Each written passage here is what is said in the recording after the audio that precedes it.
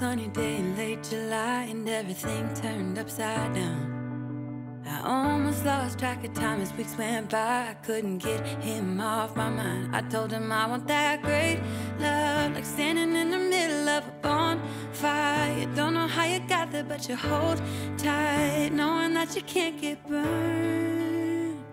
Just tell me how we lost track of everything but each other. I honestly don't know. And tell me how we messed up, drifting away from each other. Didn't wanna let you go. Cause we wanted different things and I have to deal with it, but it's not easy. So tell me how to let go, cause you really seem to know how to carry on your own. Ever since I got a good look in his eyes, I just knew that he was special.